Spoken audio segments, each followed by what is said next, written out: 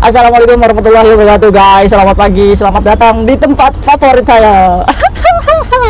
Guys, hari ini dingin banget nih guys. Udah 12 derajat. Makanan yang paling enak kalau misalkan musim dingin itu apa guys? Mie rebus pakai telur. Saya suka itu guys. Enak tau gak? Bersyukur aja guys ya, meskipun kita banyak makan mie ya guys ya. Ya, ditambah baju-baju kita yang tebel-tebel nih musim dingin, ya udahlah, kita bener-bener kayak robot. Kayak robot. By the way, kalian tahu nggak guys, ternyata ada FYP nih guys ya. Beritanya booming nih di salah satu aplikasi TikTok. Jadi guys, ceritanya tuh kayak gimana sih guys nih? Ini nih benar-benar bisa menjadikan pelajaran untuk kita guys ya. Ini pengakuan dari majikannya sendiri guys. Jadi ceritanya majikan ini dulu menginterminate Cece, terus sekarang udah punya Cece baru, dan majikan ini ya baik sih ya. Ya meskipun dia mengungkapkan unek-uneknya dulu waktu punya Cece nih ya ke Cece barunya. Nah, Cece barunya ini bercerita. Yuk langsung aja, gimana sih kisahnya? Semoga kisah ini menjadi pembelajaran untuk kita semua supaya kita bekerja di sini ya baik-baik aja ya guys ya. Oke guys, Mbak ini namanya Mbak Noni guys. Dia PMI Indonesia sih guys. Nah, dia itu dulu finish kontrak jaga kakek yang lumpuh guys. Nah, sekarang dia itu ganti majikan, jaga cuma bersih-bersih aja. Majikan sama singsangnya ini ya bekerja. Mbak Noni ini ACC tanda tangan kontrak majikannya itu karena ngelihat rekor Mbak Noni ini baik ya guys ya, kan finish kontrak. Dan usianya juga masih muda, jadi dikira majikan ini ya energik lah ya Mbak Noni ini. Umur sekitar 30 tahunan ya, masih muda lah ya. Nah, singkat cerita, 1 minggu bekerja masih baik-baik aja nih. Nah, minggu keduanya nih mulai minta izin setelah selesai kerja. Selesai kerja itu jam 9 setengah 10-an. Nah, Mbak Noni ini bilang dong sama majikannya, "Dadai, saya boleh nggak turun ke bawah untuk kirim uang ke rumah karena urgent ya guys ya." Akhirnya majikan ini karena Mbak Noni ini adalah pernah berpengalaman di Hong Kong ya, jadi ya boleh-boleh aja, karena apalagi Mbak Noni ini alasannya mau kirim uang untuk keluarganya di rumah. Akhirnya Mbak Noni ini memang diberikan akses keluar masuk pintu di bawah ya guys ya, jadi nggak perlu kita bikin repot asuk-asuk penjaganya tuh, security di bawahnya. Jadi diberikan kartu kayak ATM itu untuk akses tut masuk dan keluar. Nah, singkat cerita, udah dikasih akses masuk, dipegangin kunci sendiri nih sama majikannya, dan nggak ada CCTV guys di rumahnya itu. Akhirnya turun lah Mbak Noni ini, turun ke bawah nih, udah bawa uang. Ya wallahu alam ya, nggak tahu ini kirim uang atau apa. Dan pakai pakaiannya itu setelah mandi ya, turun itu ya kayak orang liburan aja guys. Akhirnya turun kan Mbak Noni ini untuk kirim uang ke bawah. Sampai jam setengah 12, majikannya ini mulai khawatir dong, makanya telepon, "Noni, lehai pintu, kamu di mana? Kapan kamu pulang? Kok kirim uang lama banget?" Ya Mbak Noni ini mungkin udah berpengalaman ya, jadi akhirnya saya itu baru di sini, jadi saya nggak tahu tempat kirimnya di mana. Saya itu muter-muter, ternyata nggak ketemu. "Ya udah, kalau kamu nggak ketemu ya udah kamu pulang aja, besok pagi kamu pergi lagi kalau ke pasar toh." Kan katanya kayak gitu guys, kata majikannya. Akhirnya setengah 12 Mbak Noni ini naiklah ke apartemen, kembali ke rumah.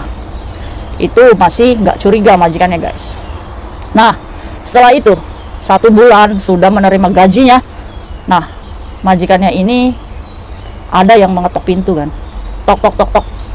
Ternyata security rumah lagi mau bagikan brosur kalau di apartemen itu mau ada yang namanya interview Zoom ya, meeting. Jadi sekarang rapatnya itu kan nggak ini apa namanya, rapat apartemen itu kan pasti ada nih, setiap penghuni itu pasti setahun sekali atau sebulan sekali ya guys ya, ada rapat tuh untuk pemberitahuan tentang apartemennya. Akhirnya surat itu diterima kan, dan dipastikan security itu bisa ikut meeting nggak nanti malam. Terus security ini ngomong sama majikan perempuannya, "Muisi ya, maaf ya, saya mau nanya, Cece kamu itu kalau malam itu kemana dia? Dia itu sering keluar malam dan pulang jam 5 pagi katanya guys." Hampir tuh ya 1 minggu tuh begitu guys katanya. Majikan kaget kan, orang Cece saya istirahat kok di kamar. Nah, majikannya ini termasuknya bisa menjaga privacy ya guys ya. Jadi kalau Cecenya udah masuk kamar ini nggak ada tuh nyuruh-nyuruh kayak kalian tuh, misalkan disuruh dadai kalian.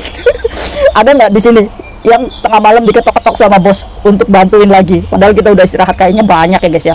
Nah, termasuknya Mbak Noni ini beruntung guys, dijaga privasinya tuh sama majikan. Akhirnya guys, Ditanyalah pas makan malam, Noni sini, kamu sering pergi tanpa izin saya? Enggak, dia ini ngelak guys, pandai bohong ini Mbak Noni ini. Enggak kok gitu. Ya akhirnya majikan nggak mau ribut juga dan nggak ada bukti juga guys. Akhirnya lolos lah Mbak Noni. Ya namanya juga ini Mbak Noni ini orang yang berpengalaman nih, badung-badungnya ini. Dulu kamu Mbak Noni sering lawan orang tua ya. Oh badung sekali sih kamu itu. Akhirnya majikan ini kompromi lah sama singsangnya nih, sama suaminya.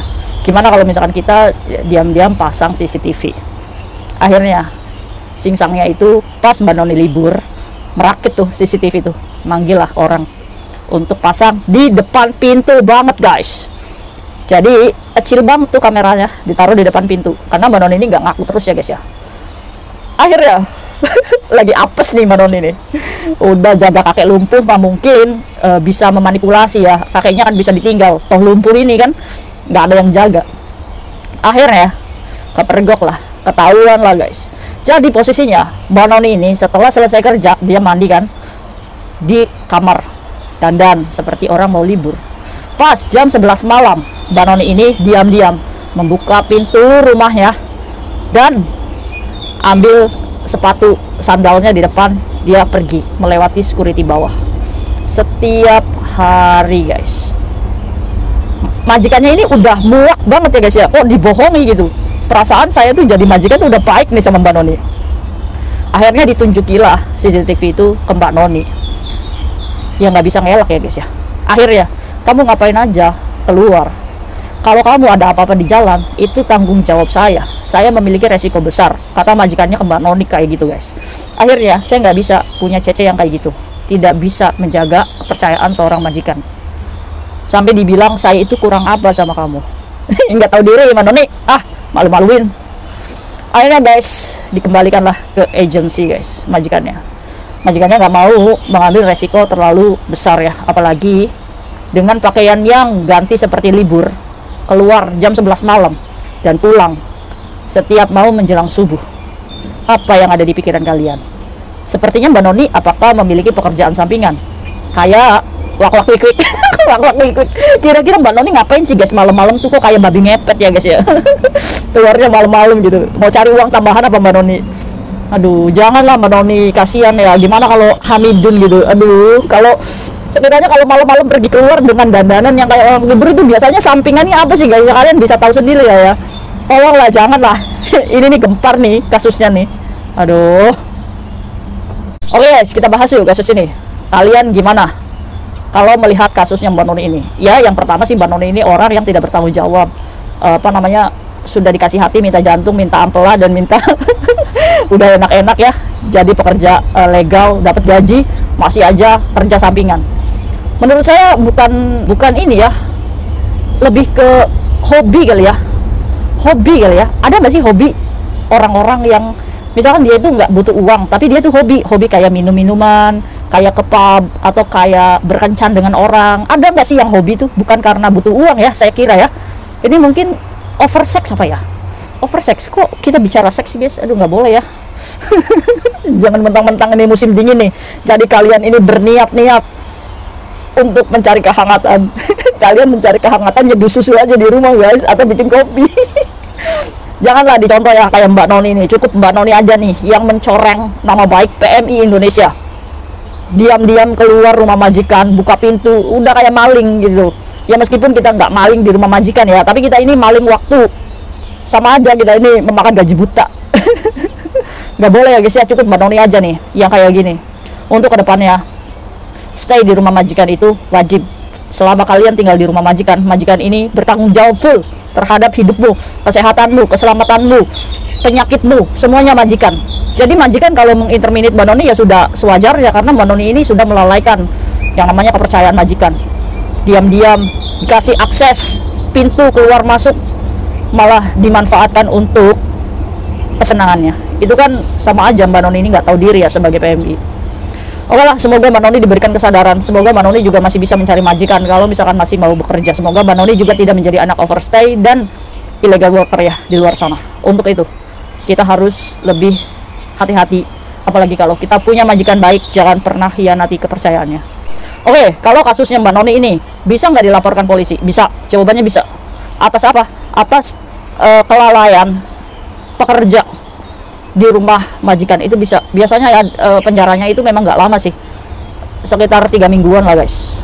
Ya tapi 3 minggu juga kita memiliki catatan kriminal ya guys ya, dimana catatan imigrasi ini bisa mengakibatkan visa kerja kita gagal turun. Untuk itu jangan macam-macam sama majikanmu. Oke? Mungkin itu aja guys sharing saya pagi ini. Semoga video ini memberikan semangat baru untuk kita dan rasa syukur yang berlebihan lagi. Amin amin amin amin. Berkah untuk kita semua. See you next video. Bye bye.